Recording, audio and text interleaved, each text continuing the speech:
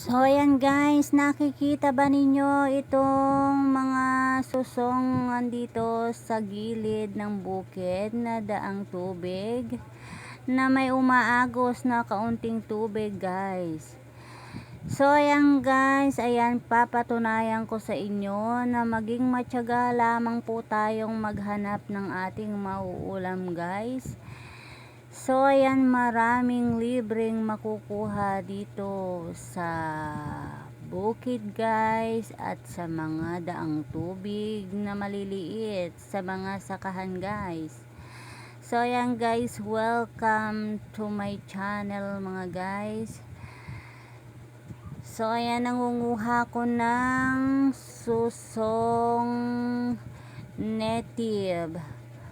At kung tawagin naman sa Ilocano ay susong lideg guys.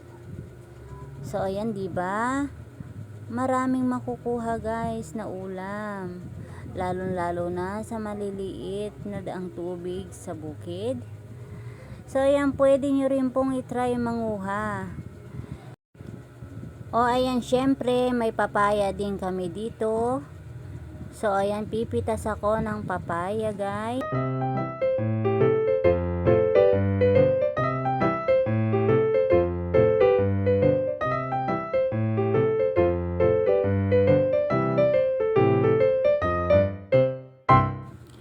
So ayan guys, ang aking iluluto for today ay ang susong lideg na may papaya at may asim na sampalok at barusbos at bagoong na may luya guys. Ayan, umpisahan na natin iluto ito. Ayan, lagyan natin ng tubig ang ating paglutuan at syempre lagyan natin luya. Then pagkatapos ng luya, ilagay na natin ang ating papaya. So after 10 minutes, pag kumulo na, ilagay na natin ang ating lideg guys. Then after that, takpan natin muna ang ating paglutoan guys. So ayan, kumulo na naman ito ng after 10 minutes.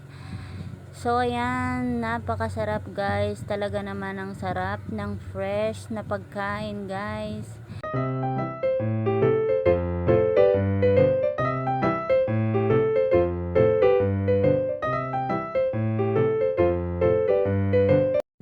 O diba, ang sarap ng lideg na with papaya na may asim na sampalok at barusbos na binagoongan guys. Thanks for watching guys.